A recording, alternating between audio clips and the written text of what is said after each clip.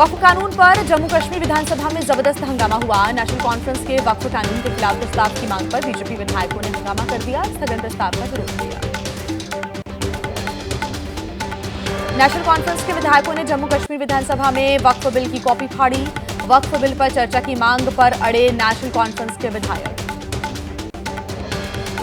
वक्फ संशोधन कानून के खिलाफ अब तक सुप्रीम कोर्ट में दायर हुई हैं 6 याचिकाएं। वरिष्ठ वकील कपिल सिब्बल ने सीजेआई के सामने रखी जल्द ही सुनवाई की मांग। चीफ जस्टिस ने कहा, जल्द सुनवाई के अनुरोध को लेकर पहले ही व्यवस्था बनी हुई है, आपको यहां इसे रखने की कोई जरूरत ही नहीं। दिल्ली की जवाहरलाल यूनिवर्सिटी में हुआ वक्फ कानून के खिलाफ विरोध प्रदर्शन। छात्रों का आरोप है, कानून लागू कर मुसलमानों के साथ अन्याय किया गया।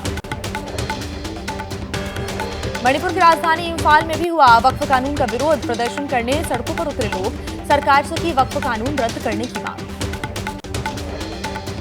वक्फ संशोधन कानून के खिलाफ जमीयत उलेमाए हिंद के अध्यक्ष मौलाना अरशद मदनी भी पहुंचे सुप्रीम कोर्ट। कानून को असंवैधानिक बताया, सरकार की मंशा पर कई सवाल खड़े किए। बिहार के बेगूसराय में कन्हैया कुमार की पलायन रोको नौकरी दो पर यात्रा में शामिल हुए राहुल गांधी। पदयात्रा में दिखे कांग्रेस और एनएसयूआई के झंडे, हजारों कार्यकर्ता यात्रा में शामिल हुए। 30 मिनट में यात्रा खत्म कर राहुल पटना के लिए रवाना हुए। बेगूसराय में कन्हैया की यात्रा में ज्यादातर युवा व्हाइट टी शर्ट ही पहने हुए आ रहे थे नजर। राहुल ने एक्स पर पोस्ट कर सभी से व्हाइट टी शर्ट पहनकर यात्रा में शामिल होने की अपील की थी। केंद्रीय मंत्री गिरिराज सिंह ने राहुल गांधी पर साधा निशाना कहा, राहुल गांधी ने खुद उत्तर प्रदेश से केरल किया था पलायन। राहुल को भगवा रंग से नफरत है, इसलिए सफेद रंग की बात करते हैं। कहा, बिहार में नीतीश सरकार लोगों को दे रही है रोजगार। पटना में सदाकत आश्रम में कांग्रेस के वरिष्ठ नेताओं और जिला कांग्रेस अध्यक्षों को भी संबोधित करेंगे राहुल गांधी। बिहार विधानसभा चुनाव की रणनीति को लेकर करेंगे मंथन। बिहार बीजेपी के प्रवक्ता कुंतल कृष्ण ने राहुल गांधी को बताया राजनीतिक पर्यटक। बोले, राहुल गांधी को आरजेडी के साथ मिलकर सरकार चलाने पर माफी मांगनी चाहिए। इनके राज में बिहार से बाहर चले गए उद्योग। वहीं राहुल गांधी के बिहार दौरे पर जेडीयू कार्यकारी अध्यक्ष संजय कुमार का बयान सामने आया। कहा, चुनाव आ रहा है इसलिए बिहार आ गए राहुल, सिर्फ पिकनिक मनाने के लिए आते हैं कांग्रेस के नेता। अमेरिकी टैरिफ का भारतीय शेयर बाजार पर जबरदस्त असर पड़ा है। 3000 अंकों की गिरावट के साथ खुला सेंसेक्स।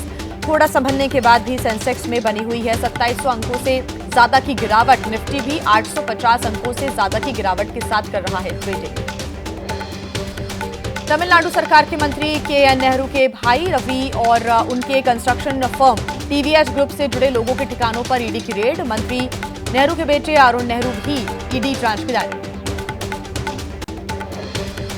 यूपी के गोरखपुर में पूर्व विधायक और एसपी के नेता विनय शंकर तिवारी के 10 ठिकानों पर ईडी ने रेड मारी है। गंगोत्री एंटरप्राइजेस के नाम पर घोटाले का आरोप है।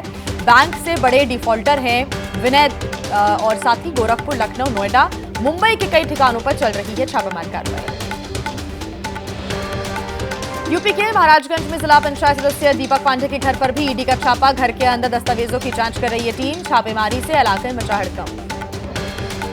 गोरखपुर में मदन मोहन मालवीय यूनिवर्सिटी के कार्यक्रम में शामिल हुए सीएम योगी आदित्यनाथ। कहा, आने वाले 2 साल में भारत बन जाएगा तीसरी सबसे बड़ी अर्थव्यवस्था। बोले, देश वही है, संसाधन वही है, तंत्र भी वही, लेकिन नेतृत्व बदलने से भारत ऊंचाइयों तक पहुंचा।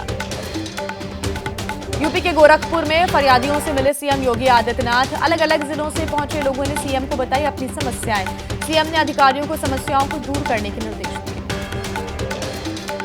गोरखपुर में सीएम योगी ने फरियादियों के साथ आए बच्चों को भी दुलार किया। बच्चों को चॉकलेट बांटी। परिसर में मौजूद मोर को सीएम ने फल खिलाए।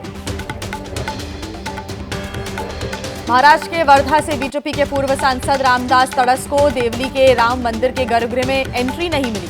पूर्व सांसद का आरोप, मंदिर के पंडितों ने बुरा बर्ताव किया तो पुजारियों ने कहा कि रामदास तड़स ने नहीं पहने थे योग वस्त्र, इसलिए उन्हें एंट्री नहीं दी गई।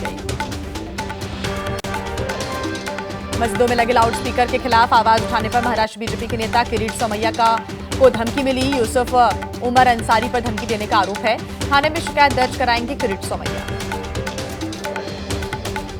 25,000 से ज्यादा टीचर्स की भर्ती रद्द करने के फैसले को बरकरार रखने के सुप्रीम कोर्ट के फैसले से परेशान टीचर्स सड़कों पर उतरे। कोलकाता में जमकर विरोध प्रदर्शन किया गया। सीएम ममता बनर्जी ने टीचर्स से मुलाकात की। कहा, मैंने जानबूझकर अपने जीवन में किसी की नौकरी कभी नहीं छीनी।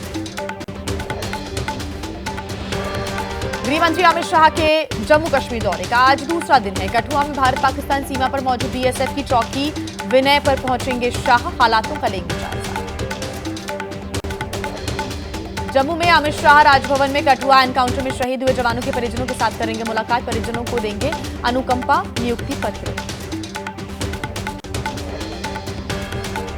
जम्मू कश्मीर दौरे के पहले दिन अमित शाह ने बीजेपी विधायकों और सांसदों के साथ बैठक की। सभी को सियासी गतिविधि बढ़ाने के निर्देश दिए। विपक्ष की रणनीति पर भी चर्चा की। अमित शाह ने आतंकवाद को लेकर भी फीडबैक लिया। कहा, पाकिस्तान से आए आतंकियों का सफाया है जरूरी, हर हाल में आतंकी स्ट्रक्चर को किया जाएगा खत्म। पश्चिम बंगाल बीजेपी अध्यक्ष सुकांत मजूमदार का आरोप, कोलकाता के पार्क सर्कस इलाके में हिंदू श्रद्धालुओं पर हुआ हमला। भगवा झंडे लगी हुई गाड़ियों पर पथराव किया गया। पश्चिम बंगाल पुलिस ने आरोपों से इनकार किया। एक्स पर लिखा, अफवाहों पर ध्यान न दें, एक गाड़ी में तोड़फोड़ की जानकारी मिली है, एफआईआर दर्ज कर जांच जारी है। कानपुर में रावतपुर इलाके से निकाले गए रामनवमी के जुलूस, कुछ लोगों ने साउंड बॉक्स को लेकर पुलिस के साथ विरोध किया, तो वहीं पुलिस वालों ने लोगों को समझा बुझाकर संपन्न कराई शोभा यात्रा। यूपी के प्रयागराज में रामनवमी पर हिंदू संगठनों के कार्यकर्ताओं का उत्पात। सालार मसूद गाजी की दरगाह पर चढ़कर हंगामा करने लगे। छत पर लहराए गए भगवा झंडे। दरगाह पर हंगामा करने वाले हिंदू संगठन के कार्यकर्ताओं ने नारेबाजी की। दरगाह को ध्वस्त करने की उठाई ये मांग। पुलिस प्रदर्शनकारियों की पहचान में जुटी हुई है। कहा, अराजक तत्वों पर होगी कड़ी कार्रवाई।